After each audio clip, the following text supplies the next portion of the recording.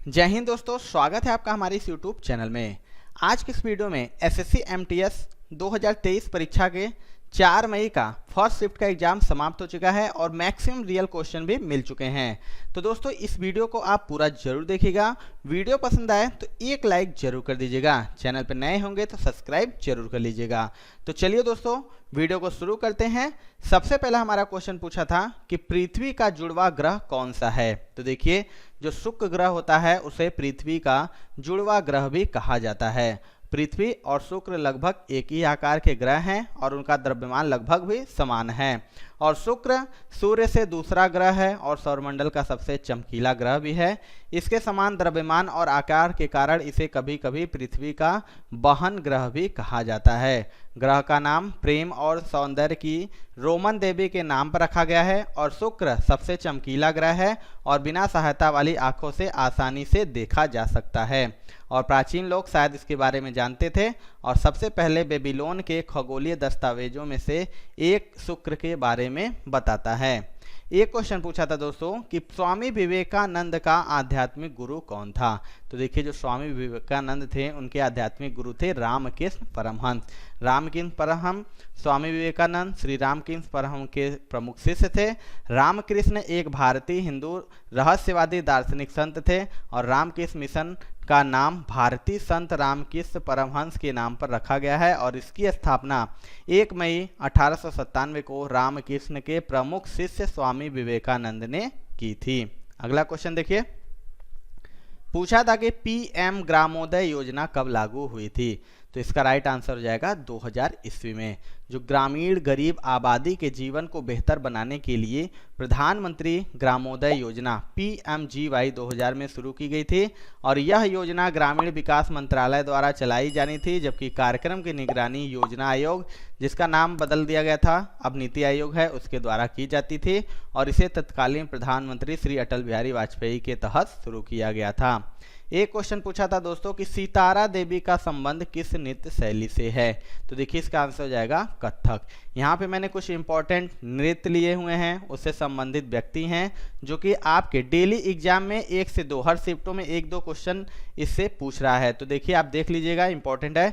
भरतनाट्यम की बात करें तो इसकी उत्पत्ति तमिलनाडु में हुई थी और ई कृष्णा अय्यर, रुक्मणी देवी अरिंडेल इसके मुख्य जो कि व्यक्ति हैं संबंधित। कुचिपुड़ी आंध्र प्रदेश का है। रागिनी देवी, राधा रेड्डी और राजा रेड्डी, यामिनी कृष्णमूर्ति, इंद्राणी रहमान इसके प्रमुख हैं। कथकली केरल का है। VN मेनन, गुरु कुंचु गुरु, गोपीनाथ, कोट्टाला शिवारामन, रीता गांगुली इसकी प्रसिद्ध नर्तक हैं। ओडिसी ओडिशा का है। इंद्राणी रहमान, चार्ल्स फाबरी, गुरु पंकज दास, केलू चरण महापात्रा, सोनल मान सिंह, सेरन सुरवेन इससे संबंधित हैं। मणिपुरी की बात करें तो मणिपुर का है। राजा भागचंद, रविन्द्रनाथ टैगोर, नयना, सुवर्णा, रंजना और दर्शना गुरु बिपिना इससे संबंधित है। कथक जो कि उत्तर प्रदेश का है और बिरजू महाराज, लच्छू महाराज, सितारा देवी, दमयंती जोशी इसके प्रमुख संबंधित हैं। सत्रिया असम का है। शंकर देव संबंधित है इससे। मोहिनीअट्टम केरल का है। सुनंदा नायर, कलामंडलम, छेमुरी, माधुरी अम्मा, जयप्रभा मेनन इससे संबंधित व्यक्ति हैं।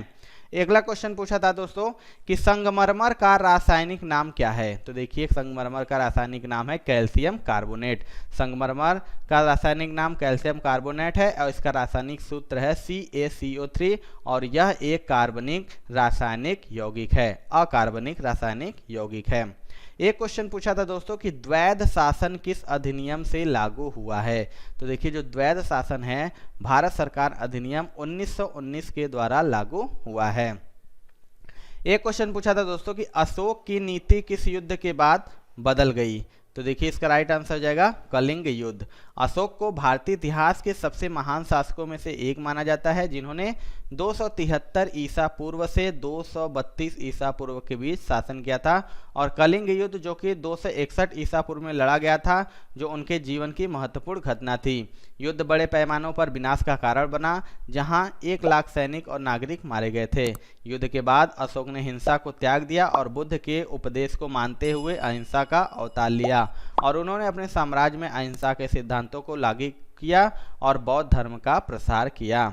एक क्वेश्चन पूछा था दोस्तों कि जल को शुद्ध करने के लिए किसका प्रयोग किया जाता है। तो देखिए जल को शुद्ध करने के लिए आप सभी को पता होगा क्लोरीन का प्रयोग किया जाता है। और जल को शुद्ध करने के लिए उपयोग की जाने वाली सबसे सामान्य विधि है क्लोरोनीकरण। ठीक है, जल का क्लोरीनीकरण जल में क्लोरीन या क्लोरीन यौगिक जैसे सोडियम हाइपोक्लोराइट मिलाने की प्रक्रिया है। और इस विधि का उपयोग जल में जीवाणु, विषाणु और अन्य रोगाणुओं को मारने के लिए किया जाता है। विशेष रूप से हैजा, पेचिस और टाइफाइड जैसे जल जनित रोगों के प्रसार को रोकने के लिए क्लोरीनीकरण का उपयोग किया जाता है। एक क्वेश्चन पूछा था कि खेलो इंडिया यूथ गेम्स का 5वां संस्करण कहाँ आयोजित हुआ था। तो देखिए करंट का क्वेश्चन है, यह मध्य प्रदेश में आयोजित हुआ था 2023 में। ठीक है, 31 जनवरी 2023 से 11 फरवरी 2023 तक इसका आयोजन हुआ था। और पहली बार इसमें पानी के खेल जो कि कायाकिंग, कैनोइंग, कैनो सलाम और फेसिंग खेलो इंडिया में शामिल हुए थे। इसका आयोजन राज्य के 8 अलग अलग शहरों में किया गया था। और ये मेजबान शहर थे भोपाल, इंदौर, जबलपुर, ग्वालियर, उज्जैन, महाबलेश्वर, मंडला और बालाघाट। और चौथा खेलो इंडिया यूथ गेम अगर आपसे पूछे तो देखिए 2022 में हुआ था पंचकुला हरियाणा में। और महाराष्ट्र जो कि इसमें खेलो इंडिया 5वां जो था उसमें महाराष्ट्र 56 कुल 161 स्वर्ण पदक जीतकर पहले स्थान पर था। हरियाणा 128 पदक के साथ दूसरे स्थान पर था। और मेजबान जो मध्य प्रदेश था कुल पदकों के साथ तीसरे स्थान पर था। अगला क्वेश्चन पूछा था कि उगादि कब मनाया जाता है। तो आपको बता दें कि चैत्र मास की प्रथम तिथि को, जिसे हम हिंदी नववर्ष भी कहते हैं, उस दिन उगादि मनाया जाता है। और ये उगादि उत्सव दक्षिण भारत में नए साल के रूप में मनाया जाता है। यह मुख्य रूप से कर्नाटक राज्य में मनाया जाता है। और उगादि का उत्सव हिंदू पंचांग के अनुसार चैत्र मास की प्रथम तिथि को मनाया जाता है। वहीं ग्रेगोरियन कैलेंडर के अनुसार यह उत्सव मार्च या अप्रैल में पड़ता है। बसंत के आगमन के साथ ही यह उत्सव किसानों के लिए एक नई फसल के आगमन का भी प्रतीक है। और उगादि के दिन सृष्टि के रचयिता ब्रह्मा जी की पूजा की जाती है। एक क्वेश्चन पूछा था कि 2011 जनगणना के अनुसार नगरीय जनसंख्या का प्रतिशत क्या था। तो देखिए आंसर हो जाएगा 31.16%। 2011 की जनगणना के अनुसार देश में कुल शहरी जनसंख्या था 377 मिलियन से अधिक, जो कि जनसंख्या का 31.16% है। और तमिलनाडु जो कि सबसे अधिक शहरीकृत राज्य था, जिसमें 48.4% आबादी शहरी क्षेत्रों में रहती है। इसके बाद केरल, उसके बाद महाराष्ट्र का स्थान था। और 2011 की जनगणना के अनुसार देश में कुल ग्रामीण जनसंख्या 833.1 मिलियन है। और हिमाचल प्रदेश में 89.97% ग्रामीण आबादी के साथ सबसे अधिक ग्रामीण राज्य वाला स्थान है। उसके बाद बिहार का स्थान आता है। एक क्वेश्चन पूछा था दोस्तों कि निर्मला सीतारमण ने 2022 में कौन सा पोर्टल लॉन्च किया है। तो आंसर हो जाएगा इसका भारत विद्या। एक क्वेश्चन पूछा था कि संघ सूची मुख्य विषय कौन सा है। तो देखिए संघ सूची का मुख्य विषय है नागरिकता। यहाँ पे मैंने संघ सूची, राज्य सूची, समवर्ती सूची सारे कुछ लिए हुए हैं। तो देखिए संघ सूची जिसे हम यूनियन लिस्ट भी कहते हैं, उसमें प्रतिरक्षा, विदेशी मामले, नागरिकता, संचार, परमाणु ऊर्जा, युद्ध और शांति, खनिज, बीमा, प्रत्यर्पण, शेयर बाजार, संधि और करार, रेलवे, डाक और तार, समुद्र व हवाई अड्डे आते हैं। इसी प्रकार राज्य सूची भी देख लीजिएगा और समवर्ती सूची भी। एक क्वेश्चन पूछा था दोस्तों कि 1529 में बाबर और महमूद लोदी के बीच कौन सा युद्ध हुआ था। तो देखिए इसका राइट आंसर हो जाएगा घाघरा का युद्ध। जो घाघरा का युद्ध हुआ था 1529 में लड़ा गया था। अफगान राजा महमूद लोदी और मुगल बादशाह बाबर के बीच घाघरा का युद्ध हुआ था। और लोदी को भारत के राजपूत राजाओं का समर्थन प्राप्त था। और महमूद लोदी लड़ाई में हार गया और बाबर ने पश्चिम में औक्सम नदी से पूर्व में घाघरा नदी और हिमालय से ग्वालियर तक अपनी सीमा का विस्तार किया था। देखिए यहाँ पे मैंने एक ट्रिक लिया हुआ गजब का, बाबर के द्वारा भारत के प्रमुख युद्ध और मृत्यु। तो देखिए ट्रिक है कि 26 में पानी पिया, 27 में खाना खाया, 28 में चल दिया, 29 में घर गया, 30 में मर गया। तो देखिए 26 हो गया 1526, याद रखिएगा 1526 में पानीपत का पहला युद्ध हुआ था इब्राहिम लोदी। और 1527 में खानवा का युद्ध हुआ था राणा सांगा। 1528 में चंदेरी का युद्ध हुआ था। 1529 में घाघरा का युद्ध हुआ था। और 1530 में बाबर की मृत्यु हो गई थी। बेहतरीन ट्रिक है, आप याद कर लीजिएगा। एक क्वेश्चन पूछा था कि कवास थर्मल पावर प्लांट किस राज्य में स्थित है, तो आंसर हो जाएगा जो कवास थर्मल पावर प्लांट है गुजरात राज्य में स्थित है। एक क्वेश्चन पूछा था दोस्तों कि सुल्तान जौहर कप 2022 किसने जीता है, तो देखिए सुल्तान जौहर कप 2022 का खिताब जीता है भारत ने, और दूसरा स्थान किसे हराकर जीता था, तो ऑस्ट्रेलिया को हराकर जीता था। तीसरा स्थान था ग्रेट ब्रिटेन का, चौथा स्थान था जापान का। एक क्वेश्चन पूछा था दोस्तों कि आगरा का किला किस शासक ने बनवाया था, तो देखिए उत्तर हो जाएगा मुगल बादशाह अकबर ने। जो आगरा का किला था, जिसे आगरा का लाल किला भी कहा जाता है, लाल बलुआ पत्थर से बना 16वीं शताब्दी का एक विशाल किला है, और यह उत्तर प्रदेश के ऐतिहासिक शहर आगरा में यमुना नदी के दाहिने किनारे पर स्थित है। अगर आपसे पूछे कि दिल्ली का लाल किला, ठीक है, दिल्ली में भी एक लाल किला है, आपको पता है, दिल्ली का लाल किला किसने बनाया था, तो आप याद रखिएगा शाहजहां ने, ठीक है, शाहजहां ने दिल्ली का लाल किला बनाया था और अकबर ने आगरा का लाल किला का निर्माण करवाया था। एक क्वेश्चन पूछा था दोस्तों कि तमिलनाडु में मंदिरों में देवदासियों द्वारा किया जाने वाला नृत्य कौन सा है, तो देखिए आंसर हो जाएगा भरतनाट्यम। भरतनाट्यम को सबसे प्राचीन नृत्य माना जाता है और इस नृत्य को तमिलनाडु में देवदासियों द्वारा विकसित व प्रसारित किया गया था।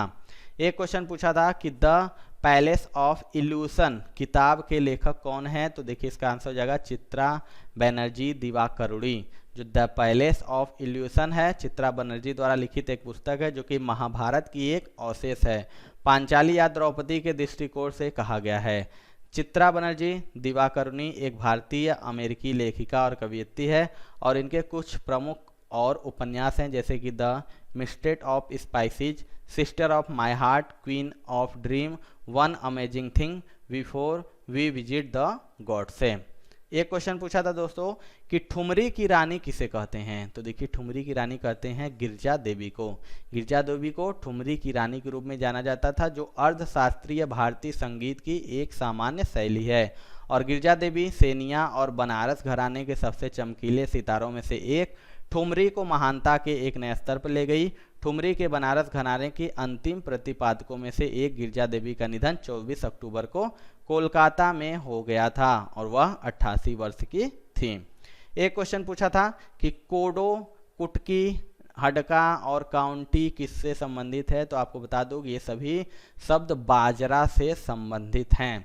तो दोस्तों ये थी आज की वीडियो, यानी 4 मई की फर्स्ट शिफ्ट में पूछे गए रियल क्वेश्चन। आपको ये वीडियो कैसी लगी दोस्तों, कमेंट करके जरूर बताइएगा। वीडियो पसंद आई होगी तो एक लाइक जरूर कर दीजिएगा। चैनल पे नए होंगे तो सब्सक्राइब करके बेल बटन जरूर दबा लीजिएगा। मिलते हैं दोस्तों अपने अगली वीडियो में, तब तक के लिए जय हिंद।